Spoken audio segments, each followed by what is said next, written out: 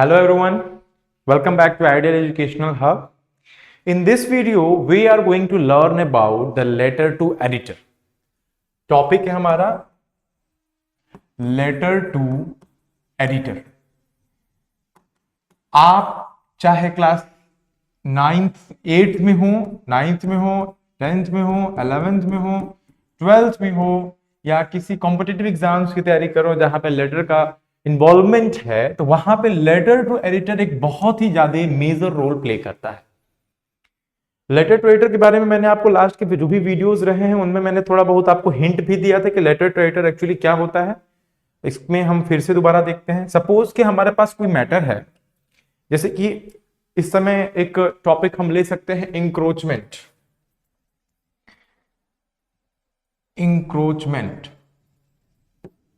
Encroachment का मतलब होता है जो सड़क पर, जैसे मान लीजिए एक बीच सड़क है, साइड साइड में दुकानें हैं, दुकानों ने क्या किया, थोड़ा सा कटरैन लगाकर या फिर अपने दुकान की सामान को आगे निकाल कर रख दिया, जिसकी वजह से रोड का जो फुटपाथ है या जो रोड का एरिया है वो हल्का सा कवर हो गया। इसी को क्या बोलते हैं, इंक्रोचमेंट। इसकी वजह से ट्रैफिक जाम होते हैं, पब्लिक ट्रांसपोर्ट में प्रॉब्लम होती है, एक्सीडेंट्स के चांसेस होते हैं, जो लोग फुटपाथ पे चलते हैं उन लोगों के लिए प्रॉब्लम्स होती हैं, बच्चों के लिए प्रॉब्लम्स होती हैं, बूढ़ों के लिए प्रॉब्लम्स होती हैं, अगर कोई डिसेबल है तो उनके लिए प्रॉब्लम्स होती हैं। तो इन सभी प्रॉब्लम्स का एक ही आपका कारण है, रीजन है, वो है इंक्रोचमेंट। कि हम क्या कर रहे हैं, रोड को अगल और बगल से क्या कर रहे हैं, उसको हम अधिकरण कर रहे हैं, उसका अधिकरण कर रहे हैं, सड़क का अधिकरण कर रहे हैं। तो इस पे मान लीजिए अगर हमको इस प्रॉब्लम को अगर हमको सोल्यूशन देखना है तो हम क्या करेंगे, हर दुकान पे जाकर ये बोलेंगे कि भाई देखो तुम्हारी दुकान की वजह से दिक्कत होती है, अपनी दुकान का सामान को पीछे करो, ऐसा कुछ होगा क्या? नहीं। हम क्या करेंगे, हम इसको किसी कंसर्न्ड अथॉरिटी के पास पहुंचाने की कोशिश करेंगे, कंसर्न्ड अथॉरिटी के पास पहुंचाने की कोशिश करेंगे। अब जरूरी तो बिल्कुल नहीं है ये कि आपके पास कोई ऐसा लिंक हो, हर इंसान के पास, हर एक कॉमन मैन के पास कोई ऐसा लिंक हो जो उस पार्टिकुलर अथॉरिटी, मतलब ये सड़क की बात है, सड़क परिवहन के किसी अथॉरिटी के पास जाकर हम सीधे लेटर को रख सकें या फिर अपनी समस्या को रख सकें, ऐसा पॉसिबल बिल्कुल नहीं है। तो हम क्या करेंगे, हम अपना जो पॉइंट है, अपना जो भी मेरा मैटर है उसको हम क्या करेंगे, किसी भी एक वेल नोन स्टीम्ड या प्रेस्टिजियस एडिटर,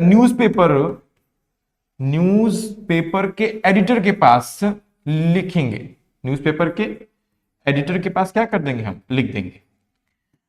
अब कोई भी एडिटर अगर अपना न्यूज़पेपर चलाना चाहता है तो वो क्या करेगा, वो ऐसे मैटर को छापने की कोशिश करेगा, ऐसे मैटर को पब्लिश करने की कोशिश करता है जो मैटर क्या हो, लोग ज्यादा से ज्यादा पढ़े।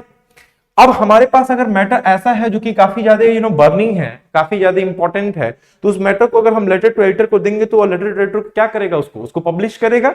मैटर हमारा क्या होना चाहिए, सही होना चाहिए, हमारे पॉइंट ऑफ व्यू सही होना चाहिए, हम एग्जैक्ट किसी चीज को लिख रहे हैं कि नहीं लिख रहे हैं, सही तरीके से लिख रहे हैं कि नहीं लिख रहे हैं, हमारा वे ऑफ प्रेजेंटेशन उस पर्टिकुलर टॉपिक को क्या होना चाहिए, सही होना चाहिए। तो हम अगर सही से लिखेंगे तो वो एडिटर क्या करेगा, उसको न्यूज़पेपर में पब्लिश करेगा। अब वो पब्लिश करेगा, उसके लिए पहले हमको क्या करना पड़ेगा, अपना फॉर्मेट तैयार करना पड़ेगा, अपना लेटर तैयार करना पड़ेगा। तो लेटर टू एडिटर का सबसे पहले हम देखते हैं फॉर्मेट, कि लेटर टू एडिटर का फॉर्मेट क्या होता है। सबसे पहले तो आपका होगा सेंडर्स एड्रेस, जो लिख रहा है उसका क्या बनेगा, यहां पे एड्रेस बनेगा। उसके बाद आपका होगा, एक लाइन गैप करेंगे, then we will write date, क्या लिखेंगे, डेट। फिर एक लाइन गैप करके रिसीवर्स एड्रेस। रिसीवर्स एड्रेस यहां पे मैक्सिममली जो है वो सेम होता है। अभी मैं आपको एक 2-3 एड्रेसेस जो है आपको लिख के मैं दिखाऊंगा। Receivers address maximally letter to editor में क्या होता है, सेम होता है, लेटर टू एडिटर, उसके रिसीवर्स एड्रेस। उसके बाद हम लिखेंगे सैल्यूटेशन। सैल्यूटेशन लिखने के बाद, जिसको हम सुपरस्क्रिप्शन भी बोलते हैं, सुपरस्क्रिप्शन, सैल्यूटेशन या सुपरस्क्रिप्शन लिखने के बाद हम लिखेंगे अपना सब्जेक्ट, जो हमारा कंटेंट है। सब्जेक्ट का लिखने का क्या तरीका होता है, कितने वर्ड्स होने चाहिए, ये सभी चीजें हम क्या करेंगे, इस वीडियो में देखेंगे। साथ ही में हम लिखेंगे यहां पे अपना बॉडी, और बॉडी को लिखने के बाद सबसे लास्ट में हम क्या कर देंगे, सबसे लास्ट में हम लिखेंगे अपना subscription with our name, subscription with with name. ये आपका क्या हो गया, एक रफ फॉर्मेट हम लोगों ने देख लिया। अब इन सभी का हम इस पूरे वीडियो में सिर्फ यही देखेंगे इन सभी को कैसे लिखते हैं। ठीक है, हमारा जो लेटर टू राइटर होता है बोर्ड में, क्लास 12 के बोर्ड में 5 मार्क्स का होता है। 5 मार्क्स में इसमें आपका 1 मार्क्स प्रेजेंटेशन पे चला गया, 1 मार्क आपका एक्यूरेसी पे चला गया, 2 मार्क्स आपका कंटेंट पे चला गया, और 1 मार्क्स आपका चला जाता है ऑर्गेनाइजेशन पे। बहुत ही ध्यान से इसको समझने की कोशिश करिएगा। 1 मार्क्स हमारा जाता है प्रेजेंटेशन पे, प्रेजेंटेशन पे, ये जाता है एक्यूरेसी पे, कंटेंट और ऑर्गेनाइजेशन। अब इन पॉइंट्स को पहले समझते हैं। लेटर टू लेटर हम लिख रहे हैं तो हमारा प्रेजेंट करने का स्टाइल कैसा है, ठीक है, हमारा फॉर्मेट वगैरह सब सही है, लेफ्ट अलाइनमेंट है कि राइट अलाइनमेंट है, लाइन कहां छोड़ना है, पैराग्राफ कहां चेंज करना है, कहां पे पैराग्राफ चेंज करते समय लाइन कितना छोड़ना है, ये सारी चीजें अपना कितने चला जाएगा प्रेजेंटेशन। आप जो कंटेंट लिख रहे हैं उस कंटेंट का कितना मार्क्स आपको मिलता है, 2 मार्क्स, सिर्फ और सिर्फ 2 मार्क्स। उसके बाद उस कंटेंट के बाद आपको एक्यूरेसी भी मिलता है कि आपने कितना एग्जैक्ट लिखा है, आपने कहानी बना के तो लिखने की कोशिश नहीं की है, कि आपने फैक्ट्स की बात की है कि नहीं की है, वहां पे फैक्ट्स हैं कि नहीं, ये सब किसमें देखा जाता है, एक्यूरेसी, आपके एक्यूरेसी। प्लस फैक्ट्स के साथ साथ ग्रामेटिकल मिस्टेक्स जो हैं वो भी इसी में नोटिस किए जाते हैं। ग्रामेटिकल मिस्टेक्स जो हैं वो भी आपका इसी में नोटिस किया जाता है एक्यूरेसी में, कि आप ग्रामेटिकली कितने सारे मिस्टेक्स उसमें किए हैं, आपने ग्रामेटिकली वो मिस्टेक है कि नहीं है, इन सब पे आपका एक्यूरेसी होता है। लास्ट में आपका होता है ऑर्गेनाइजेशन, कि आप अपने थॉट्स को कितना ज्यादा ऑर्गेनाइज्ड वे में लिख रहे हैं, कितना ज्यादा ऑर्गेनाइज्ड वे में लिख रहे हैं, इस पे आपको नंबर मिलता है वहां पे। देखते हैं अब सेंटेंस एड्रेस लिखने का तरीका आपको, जैसा कि सेंटेंस एड्रेस लिखने के लिए मैं आपको इस वीडियो में ना बताते हुए आपको ये बताऊंगा कि लास्ट के वीडियोस में जो कि लेटर के सीरीज में थे, राइटिंग सेशन के सीरीज में थे, उसमें मैंने आपको सेंटेंस एड्रेस लिखना बताया हुआ है, आप उसमें जाके देख सकते हैं। डेट भी मैंने उसमें लिखना बताया है कि डेट और सेंटेंस एड्रेस के बीच में कितना गैप होता है, डेट कैसे लिखते हैं, दो फॉर्मेट्स हैं, कौन कौन से सही हैं। फिर यहाँ पे हम देखते हैं लेटर टू एडिटर का रिसीवर्स एड्रेस। रिसीवर्स एड्रेस लिखने के लिए सबसे पहले हम लिख किसको रहे होते हैं, लेटर टू एडिटर किसको लिख रहे हैं, लेटर टू एडिटर, नाम से ही समझ में आ रहा है कि हम एडिटर को लिख रहे हैं। तो सबसे पहले हम डिजिग्नेशन लिखते हैं, वो होता है द एडिटर। द एडिटर को लिखने के बाद हम इसका लिखते हैं कि ये एडिटर कहां के हैं, वेयर, कहां के एडिटर है। तो मान लीजिए हमको कोई पार्टिकुलर न्यूज़पेपर का नाम पता है, तो उस पार्टिकुलर न्यूज़पेपर को लिख दिए द टाइम्स, हमने लिख दिया the times of India, the times of India. अब द टाइम्स ऑफ इंडिया है तो ऑब्वियसली ये एक नेशनल डेली है, एक नेशनल न्यूज़पेपर है, तो ये ऑब्वियसली किसी बड़े सिटी में होगा, तो हम किसी भी एक बड़े सिटी का नाम लिख देंगे। We will start it with Delhi, okay, that's it. ये आपका क्या हो गया, रिसीवर्स एड्रेस कंप्लीट हो गया। कोई भी किसी भी तरह का लेटर एडिटर हो, आपको लिखना है द एडिटर।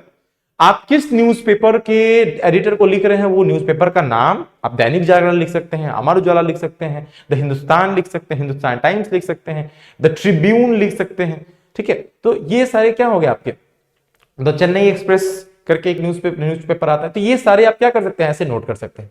उसके बाद वो कहां पे अब स्थित है, कहां पे वो सिचुएटेड है, कौन सी सिटी में, उस सिटी का आपको क्या करना है, यहाँ पे ऐसे नाम लिखना है। तो ये आपका क्या हो जाता है, एक रिसीवर्स एड्रेस पूरा कंप्लीट हो जाता है। रिसीवर्स एड्रेस के बाद हमको लिखना होता है अपना सैल्यूटेशन प्लस सब्जेक्ट, दोनों को साथ में देखते हैं। Salutation, salutation plus subject, subject दोनों को साथ में देख लेते हैं। सैल्यूटेशन में आप ऑब्वियसली सबसे सिंपल होता है आपका सर एंड मैम, मैंने बताया भी था इसके पहले वाले वीडियो में, क्यों बताया था उसका भी रीजन वहां पे, क्यों ऐसा होता है, तो वो भी वहां पे रीजन है, आप जाके उसको नोटिस कर सकते हैं। और फिर सब्जेक्ट, देखिए लेटर टू एडिटर जितने भी फॉर्मल लेटर्स होते हैं सभी में सब्जेक्ट का बहुत इंपॉर्टेंस होता है, इसलिए क्योंकि अगर आप सब्जेक्ट वहां पे नहीं सही लिख रहे, नहीं अच्छा लिख रहे हैं, तो सामने वाला आपके कंटेंट को पढ़ेगा नहीं पढ़ेगा इसकी कोई गारंटी नहीं है। तो जब भी आपको सब्जेक्ट लिखना हो तो आप कोशिश कीजिए रिगार्डिंग वर्ड का इस्तेमाल करके शॉर्ट से शॉर्ट में लिखिए, regarding increasing encroachment, regarding increasing encroachment.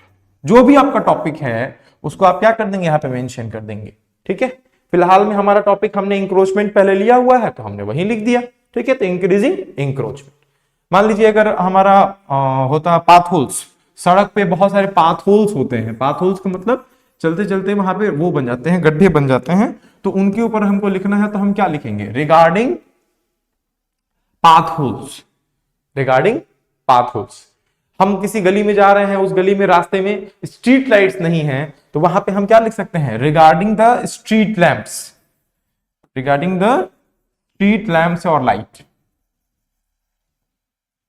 ये हमारा क्या हो गया, सब्जेक्ट हो गया कि हम किसी भी लेटर में, किसी भी लेटर टू लेटर में हम ऐसे सब्जेक्ट को मेंशन करेंगे। अब हम आते हैं अपने मेन पार्ट पे, वो होता है बॉडी। बहुत ही ध्यान से इस बॉडी को समझने की जरूरत है और साथ ही एकदम लास्ट तक देखने की जरूरत है कि एक्चुअली में बॉडी में हम क्या क्या मेंशन करते हैं और क्या क्या मेंशन कर सकते हैं। सबसे पहले तो बॉडी जो है आपका 3 पार्ट्स में डिवाइडेड होता है। ठीक है, तो first is introduction, second is informative paragraph and the third one is conclusion और सजेस्टिव कंक्लूजन और ये सजेस्टिव कंक्लूसिव पैराग्राफ कह सकते हैं, कंक्लूसिव पैरा या सजेस्टिव कंक्लूजन। ठीक है, तो ये हमारे क्या हो गए, 3 पार्ट्स, हमारे बॉडी के 3 पार्ट्स हो गए।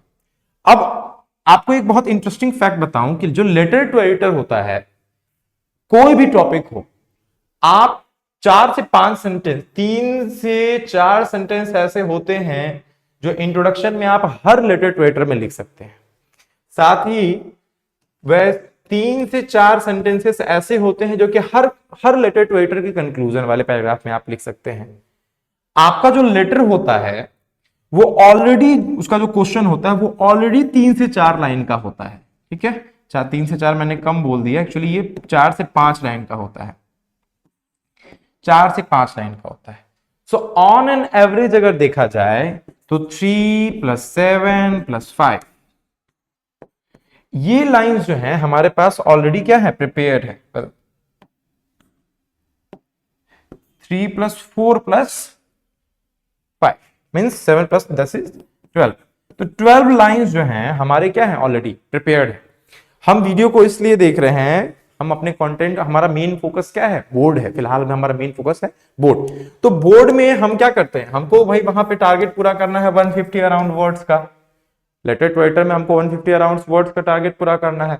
तो हमारे पास 12 लाइंस ऑलरेडी अवेलेबल हैं जो कि हमारे पेपर में हमको दिखती हैं। 3 लाइन में इधर बता दे रहा हूं, 4 लाइन में इधर बता दे रहा हूं, 4 से 5 लाइन आपके क्वेश्चन में ही हो जाते हैं। उसमें से आप 2 लाइन 3 लाइन निकाल सकते हैं और 4 से 5 लाइन आप अपनी तरफ से जोड़ लीजिए। आपके पास 15 लाइंस कहीं नहीं गए हैं। आप 15 लाइन बहुत ही आराम से लिख सकते हैं, बहुत ही आराम से आप 15 लाइन लिख सकते हैं। अगर एक बच्चा एवरेज, बिलो एवरेज भी है तो वो भी इस ट्रिक को इस्तेमाल करके जो मैं आपको बताऊंगा उसमें क्या कर सकते हैं, आप 15 लाइन बहुत ही आराम से लिख सकते हैं। 15 लाइन कहीं नहीं गया है, आपको एकदम सामने सामने दिख जाएगा।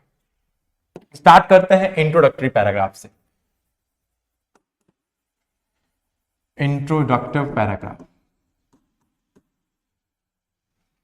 सी, सबसे कॉमनली जो स्टार्ट करने का तरीका होता है, सबसे पहले हम वही देखते हैं।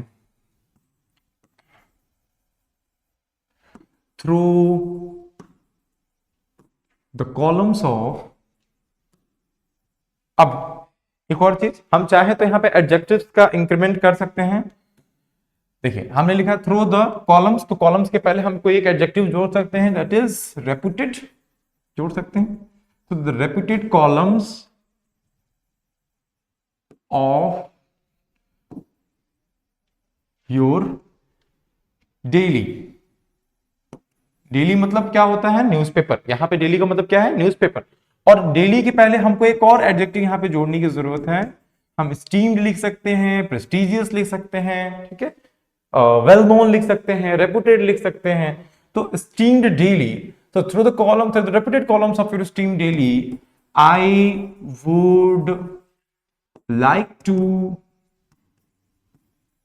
Draw the attention of the attention of the concerned authorities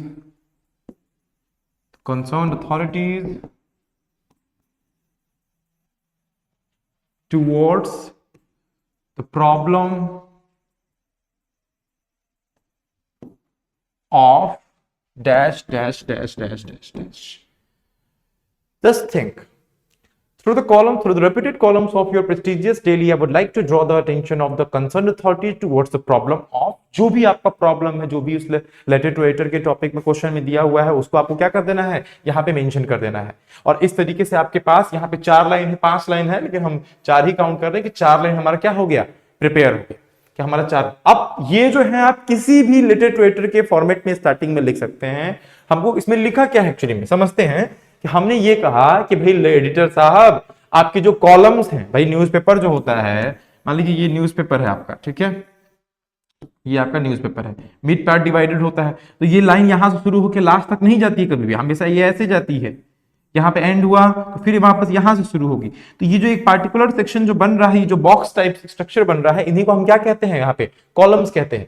So the reputed columns of your prestigious daily, that means newspaper, I would like to draw the attention of, मैं उन लोगों का अटेंशन ड्रॉ करना चाहूंगा, किन लोगों का, the concerned authorities, उन कंसर्न्ड अथॉरिटीज का, इससे संबंधित जो भी आधिकारिक रूप से लोग हैं, उनका मैं क्या ध्यान आकर्षित करना चाहूंगा, किसकी तरफ, इस प्रॉब्लम की तरफ, जो भी प्रॉब्लम है, चाहे वो स्ट्रीट लाइट्स हो, ठीक है, लैक ऑफ स्ट्रीट लाइट्स कह सकते हैं, लैक ऑफ स्ट्रीट लाइट्स हो, ये पाथ होल्स हो गए, इंक्रोचमेंट हो गए, इन सभी प्रॉब्लम्स को हम क्या कर सकते हैं, वहां पे लिख सकते हैं। तो मेन कंसर्न क्या है कि हमारा मेन मोटिव है कि हम जो भी इससे कंसर्न अथॉरिटी है उनका अटेंशन क्या करें, ड्रॉ करें, किसकी तरफ, प्रॉब्लम की तरफ, ठीक है। तो ये हमने क्या कर दिया, एक लिख लिया। फिर अगर इसी में थोड़ा बहुत चेंजिंग करना चाहे तो हम लिख सकते हैं, permit me to draw the attention of, permit में लिख सकते हैं, काइंडली अलाउ लिख सकते हैं, अलाउ अगर लिखते हैं तो यहां पे आपको काइंडली लगाना है, ठीक है। तो काइंडली अलाउ और permit me to draw the attention of the concerned authorities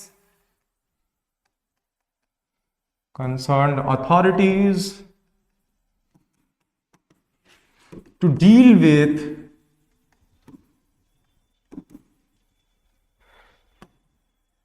the problem of dash dash dash dash dash। तो यहां पे भी हमारे पास क्या है, 3 लाइन ऑलरेडी प्रिपेयर हो जा रहा है, तो ये 3 लाइन हो गया, तो 4 on an average 3 to 4 line जो है आप क्या कर सकते हैं, उसमें आसानी से लिख सकते हैं फर्स्ट पैराग्राफ में। तो ये आपका हो गया इंट्रोडक्टरी पैराग्राफ। अब आते हैं हम नेक्स्ट हमारे इंफॉर्मेटिव पैराग्राफ पे। इंफॉर्मेटिव पैराग्राफ में हमको कैसे लिखना है, जैसे क्वेश्चन जो हमेशा है वो हमेशा एक आपको इमेजिन करने के लिए देगा कि भाई देखिए, आप ऐसे रास्ते से जा रहे थे, आपने देखा कि रास्ते में बहुत अंधेरा हुआ पड़ा है, वहां पे छोटे छोटे बच्चे धीरे धीरे चल रहे हैं, और साथ में आप जब चल रहे थे तो अचानक से आपके सामने कोई जानवर आ गया, आप डर गए। तो ये सारे एक आपको क्या कहता है, दिमाग में एक पहले से फिट करता है क्वेश्चन कि हाँ भाई देखो, ऐसा ऐसा पूरा आपका भूमिका है, और उसके ऊपर आपको क्या करना है, एक लेटर टू राइटर लिखना है।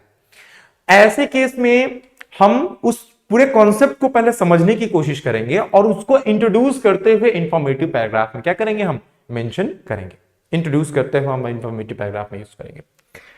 फॉर एग्जाम्पल, सबसे पहले हम इसको भी पार्ट्स में डिवाइड कर लेते हैं। सबसे पहले आप उसको इंट्रोड्यूस करेंगे, टॉपिक को क्या करेंगे, इंट्रोड्यूस करेंगे। पहले से दूसरे लाइन तक आप कभी भी टॉपिक का तुरंत नाम नहीं लेंगे, पहले या दूसरे लाइन में तुरंत नहीं कहते कि encroachment is the problem where we can see that, इस तरह से ऐसा हम कुछ नहीं लिखेंगे। हम इसको कनेक्ट करने की कोशिश करेंगे कि whenever we move from one market to another market, we see that the shops have put their extensions, done the extensions of their shops. The shopkeeper have done the extension of their shops. तो these extension of the shops is called encroachment. हम ऐसे लिखेंगे, कभी भी हम ये नहीं लिखते हैं कि encroachment is the फलाना ठिकाना ठिकाना, we cannot write that one, okay? That's not appropriate. तो सबसे पहले हम इंट्रोड्यूस करते हैं। इंट्रोड्यूस करने के बाद अब मैक्सिममली जो लेटर टू राइटर होता है वो कोई ना कोई प्रॉब्लम होती है, तो सबसे पहले हम क्या लिखेंगे, उस प्रॉब्लम का रीजन क्या है, what is the reason of that particular problem. तो इंक्रोचमेंट का प्रॉब्लम क्या होता है, to make the advertisement, advertisement करने के लिए। भाई अगर मैं देखो दुकान वालों में होड़ लगी रहती है, एक दुकान यहां पे है, जैसे मान लीजिए ये एक गली है, ठीक है, इस गली में एक दुकान यहाँ पे है, दूसरी दुकान उसकी ठीक बगल यहाँ पे है, ठीक है, तीसरी दुकान उसकी ठीक बगल यहाँ पे है, चौथी दुकान उसकी ठीक बगल यहाँ पे है। अब दुकान वालों ने क्या किया, इन्होंने जो इनका पाथ था, एक मिनट, अब यहां तक इनका दुकान है, इन्होंने क्या किया, इसको थोड़ा सा बढ़ा के ऐसे आगे कर लिया, ठीक है। अब इसके चक्कर में इधर वाले ने आगे कर लिया थोड़ा सा, इन्होंने इससे थोड़ा कम किया अपना दुकान का एक्सटेंशन। अब बीच वाले ने क्या सोचा, दुकान दो तीन दुकान है, बीच वाले ने क्या सोचा, भाई उधर से आएगा तो ये दिखेगा, इन्होंने सोचा कि उधर से आएगा कोई अगर तो ये दिखेगा, हमारी तो दुकान तो दिख नहीं रही है, तो इन्होंने क्या किया, थोड़ा सा और बढ़ा के बड़ा कर दिया। इस चक्कर में आधा रोड जो है वो क्या हो जाता है, कवर हो जाता है। तो ये क्या है आपका एक रीजन। तो हम क्या लिखेंगे दूसरे नंबर पे, रीजन लिखेंगे कि पार्टिकुलर जो भी प्रॉब्लम है उसका रीजन क्या होता है, ठीक है। रीजन की वजह से हमको रिजल्ट क्या क्या देखने को मिलते हैं। तो भाई हमने रीजन लिख दिया, that is to make the advertisement, to beat the competitions वगैरह एंड अदर थिंग्स। रिजल्ट क्या होता है इसका हमको रिजल्ट क्या देखने को मिलता है, तो accidents, the inability of the other on footers to move on the footpath। जो भी हमारे ऑन फुटर्स होते हैं जो कि पैदल चलते हैं, उनके लिए फुटपाथ पे चलना मुश्किल होता है, एक्सीडेंट्स होते हैं, ट्रैफिक जैम्स होते हैं, बच्चों के लिए बाहर निकलना, गार्जियन अपने बच्चों को बाहर नहीं निकलने देना चाहते हैं, भाई जाम होगा कहीं अगर लड़ गया वगैरह वगैरह। तो ये सारे क्या है इसके रिजल्ट। अब इस रिजल्ट के बाद हम एक उसी में 2 से 3 लाइन का सोल्यूशन लिखते हैं उस पार्टिकुलर टॉपिक का। जो पार्टिकुलर टॉपिक होता है उसका हम क्या लिखेंगे, सोल्यूशन लिखेंगे। क्या सोल्यूशन हो सकता है भाई, अगर आपको एडवर्टाइजमेंट कराना है तो आप अपनी दुकान के ऊपर उसको बढ़ा लीजिए, ठीक है। ये भाई हमारे पास रीजन है तभी तो हम उसका सोल्यूशन लिखेंगे। रिजल्ट इसका एक और हो सकता है, गवर्नमेंट इसकी तरफ क्या ले सकती, गवर्नमेंट क्या कर सकती है, तो गवर्नमेंट ये कर सकती है कि दुकान के आगे जो भी अपने एक्सटेंशन लगाते हैं उनके ऊपर फाइन चार्ज कर दे, अलग अलग रूल्स है, अलग अलग नियम है, ये सारी चीजें कर सकती है। तो अगर हम देखें तो इंट्रोडक्शन में अगर हम 2 लाइन लिखते हैं, 2 से 3 लाइन, यहाँ पे 2 से 3 लाइन, यहाँ पे 2 से 3 लाइन और यहाँ पे 2 से 3 लाइन, तो हम ऑन एन एवरेज देखें तो 2 into 2 plus 2 into 3 that is 4 plus 6 equals to 10 lines हमारे यहाँ पे रेडी हो जाते हैं। कितने लाइन्स रेडी हो जाते हैं, 10 लाइन्स हमारे यहाँ पे रेडी हो जाते हैं। ऑन एन एवरेज मैंने देखा है, इन दोनों को मैंने एज 2 मान लिया है, इन दोनों को मैंने 3 मान लिया है। तो ऑन एन एवरेज अगर हम देखते हैं तो 2 2 plus 4 3 3 plus 6 and that's total 10। तो हमारे पास 10 लाइन यहां पे तैयार हो जाते हैं। आपको बस क्वेश्चन करना है, आपका टॉपिक है पाथोस, इंट्रोड्यूस कीजिए, रीजन बताइए, जल्दीबाजी वाला काम। भाई गवर्नमेंट का जो काम है वो जल्दीबाजी वाला है, इसकी वजह से पाथोस क्या हो जाते हैं, खराब हो जाते हैं। भाई गवर्नमेंट ने तो पूरा पैसा दिया, कॉन्ट्रैक्टर ने उधर से आधा खा लिया, इधर से ये खा लिया, इंजीनियर खा लिया वगैरह वगैरह, तो ये क्या हो गया आपका रीजन हो गया। रिजल्ट एक्सीडेंट्स, ओवरफ्लो ऑफ, जब भी बारिश का सीजन होता है तो वो क्या होने लगता है, पानी से एक पूरा भर जाता है। सोल्यूशन प्रॉपर चेकिंग, जब भी हो, जब भी रोड बनना हो तो वहां पे एक पार्टिकुलर गाइडेंस होना चाहिए, some honesty should be there, corruption should not be there. तो ये सब क्या हो गया आपके लाइंस हो गए। इन सभी को देखते हुए हमारे पास 10 लाइंस प्रिपेयर हो जाते हैं। अब 4 लाइन हमारा इसके पहले था, 10 लाइन यहां पे हो गया। अब नेक्स्ट देखते हैं, that is conclusive paragraph. Conclusive paragraph को कैसे हम लिखेंगे, तो कंक्लूसिव पैराग्राफ जो है बहुत ही इजी होता है। जिस तरह से इंट्रोडक्टरी पैराग्राफ होता है उसी तरह से कंक्लूसिव पैराग्राफ हम क्या कर सकते हैं, लिख सकते हैं। देखते हैं,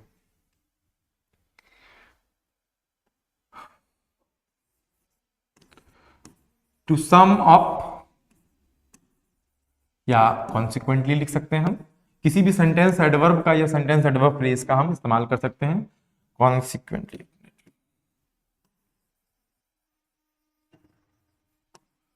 कॉन्सिक्वेंटली, ठीक है, टू सम अप और consequently, if this problem remains, अब भाई दिस प्रॉब्लम अभी मैंने बताया कि मैक्सिममली रिलेटेड टू इटर प्रॉब्लम के ऊपर होता है। हम ये बिल्कुल नहीं कह रहे हैं कि हम इंक्रोचमेंट के ऊपर लिख रहे हैं, हम ये नहीं कह रहे हैं कि हम स्ट्रीट लाइट्स के ऊपर लिख रहे हैं या फिर पाथ होल्स के ऊपर लिख रहे हैं या डाउरी सिस्टम के ऊपर हम ऐसा कुछ नहीं कर रहे हैं। हम बस क्या कह रहे हैं कि प्रॉब्लम है। क्या प्रॉब्लम है हमको नहीं पता, हमको याद कर लेना है, एक तरह से रट लेना है कि भाई ये देखिए ये चीजें हैं, ठीक है, और ये आपको हर लेटर में, हर लेटर टू लेटर के में आपको काम आ जाएगा। जैसे this problem remains unnoticed, comma, अगर ये प्रॉब्लम जो है वो अननोटिस रह जाती है, मतलब इसको अगर ध्यान नहीं दिया जाता है, this may create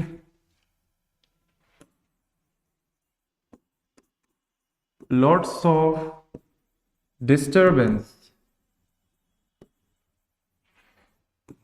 resulting in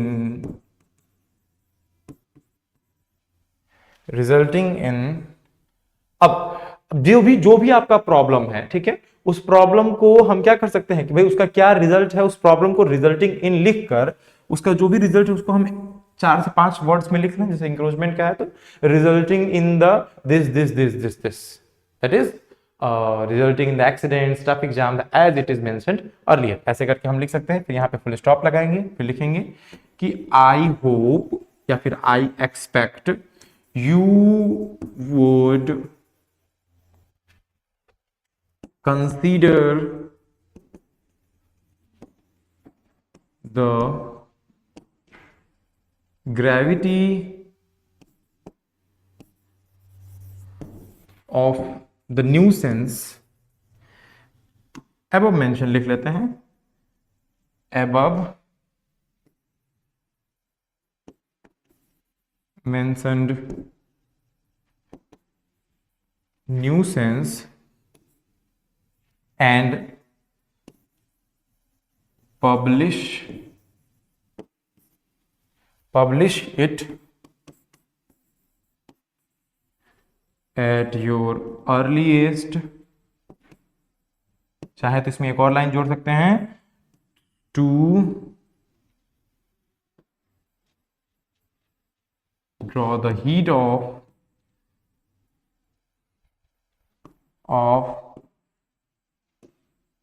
pertained people,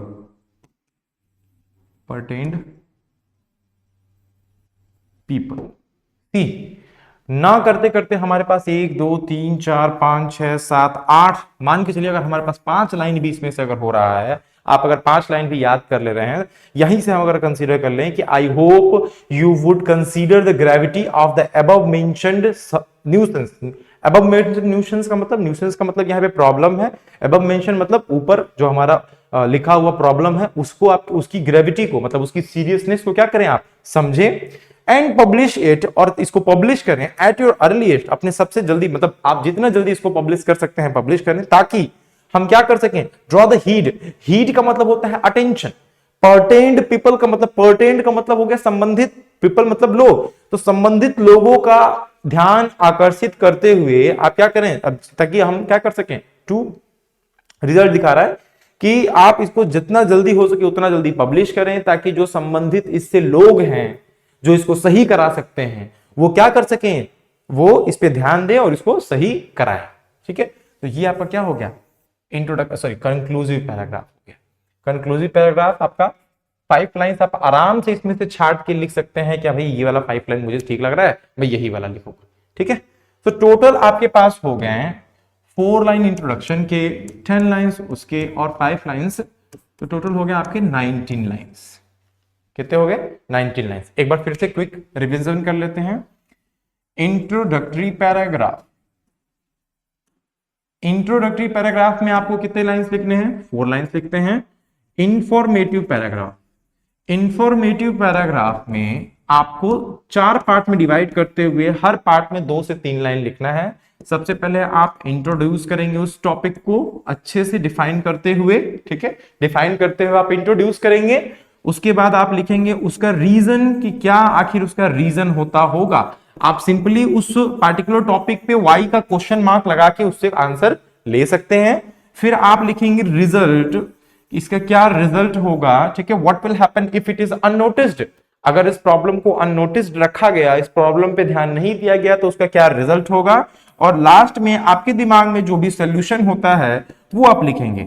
ठीक है, तो मतलब ये आपका होना चाहिए 2 लाइन का, ये आपका होना चाहिए 3 लाइन का, ये भी आपका 3 लाइन का होना चाहिए, और सोल्यूशन कई बार होता है कई बार नहीं होता है, तो इसीलिए हम उसको कम रखते हैं 2 लाइन का। लास्ट में आप जो मैंने आपको बताया इसके पहले, that is this the conclusive paragraph, उस कंक्लूसिव पैराग्राफ को लिखेंगे। तो इस तरह से आपका जो है पूरा कंटेंट 150 से 160 वर्ड्स के बीच, 150 से 180 वर्ड्स के बीच का क्या हो जाएगा, कंप्लीट हो जाएगा। ठीक है, आपका जो है 150 से 180 वर्ड्स तक का जो लिमिट है वो क्या हो जाएगा, कंप्लीट हो जाएगा।